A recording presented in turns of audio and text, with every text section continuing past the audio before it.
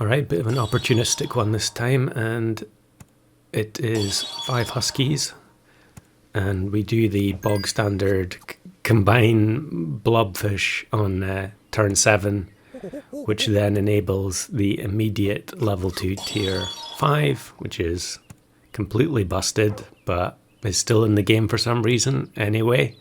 And I decide that although I leveled up the monkey, I want the Husky to be the focus of the run.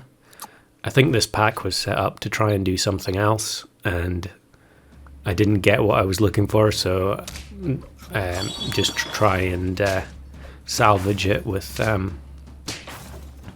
by going for 5 Huskies. Now I've tried that a few times before. One of the fails was uploaded in the video, which had lots of different chicken runs. I'll put a link to that in the description. But I'd actually already seen someone achieve 5 Huskies before at this point, and that was TheKokPit.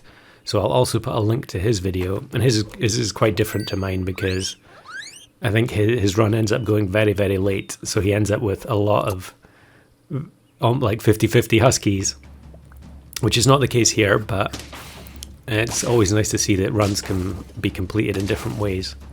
And then after I was messaging backwards and forwards with Haps about 5 of a kind runs, he mentioned he'd got Husky as well. That was after I'd got this run, so I decided to save it for a while because I knew he was going to upload his. So here we are. We got the level 2 Husky. The monkey's buffing it up, and we're just gonna, so I decide to freeze the milk and look for another Husky, but instead I get another monkey, which is fine. It's always, you're never going to turn down another monkey to get a bigger carry at the front. And obviously having the giraffe with means it's not getting buffed by the Husky because it's got strawberry, but it doesn't really matter because all of these pets are going to get sold as soon as more Huskies appear. So now I'm going to put the base stats Husky at the front so that it can soak up some monkey buffs. Roll for another one, and we get blobfish pill on the same roll, so I would imagine I'm going to freeze that. Well, maybe not. I guess not. And this run is from September, so I can't remember exactly what happens, but I guess at a certain point it does become inefficient doing blobfish pill because you have to have that slot open, and if you freeze pill you end up wasting a slot in the food shop, which could just give you chocolate, which would save you having to sell anything. So although the monkey buffs are extremely beneficial, I guess it's better to just keep them for one more round.